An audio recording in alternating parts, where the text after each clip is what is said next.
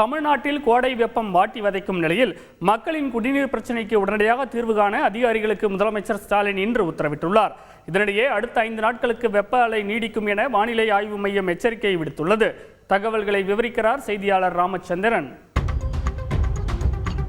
சென்னை வானிலை ஆய்வு மையம் இன்று வெளியிட்டுள்ள செய்திக்குறிப்பில் வட தமிழக உள் மாவட்டங்களில் அடுத்த 5 நாட்களுக்கு வெப்ப அலை வீசும் என எச்சரித்துள்ளது.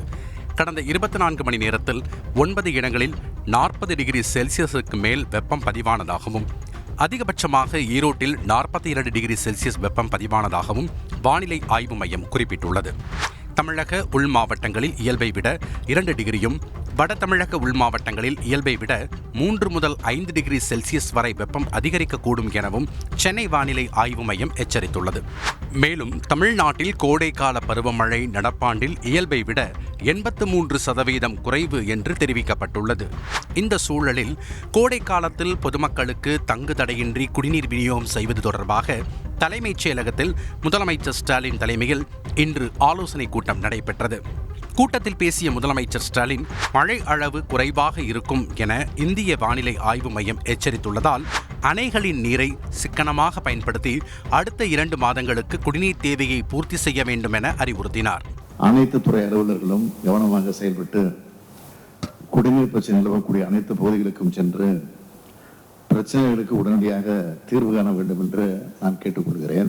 தமிழ்நாட்டில் 22 மாவட்டங்கள் குடிநீர் பற்றாக்குறை உள்ள மாவட்டங்களாக அறிவிக்கப்பட்டு குடிநீர் பணிகளுக்கு மாநில பேரிடர் நிவாரண நிதியிலிருந்து 150 கோடி ரூபாய் ஒதுக்கீடு செய்யப்பட்டுள்ளதாக முதலமைச்சர் ஸ்டாலின் சுட்டிக்காட்டினார்.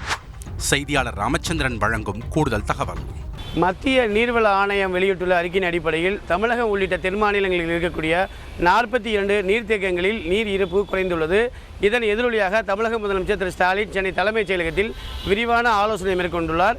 இந்த ஆலோசனையில் கோடை காலத்தில் பொதுமக்களுக்கு குடிநீர் தட்டுப்பாடு இன்றி விநியோகிக்க வேண்டும் எனவும் குறிப்பாக கூட்டு குடிநீர் திட்டங்கள் நீர்த்தேக்கத்திலிருந்து சீரான தண்ணீர் விநியோகிக்க வேண்டும் எனவும் அறிவுறுத்தலை வழங்கியுள்ளார். ரஞ்சித், நன்றி ராமச்சந்திரன். செய்திகளை உடனுக்குடன் தெரிந்து கொள்ள உடனே சப்ஸ்கிரைப் பண்ணுங்க.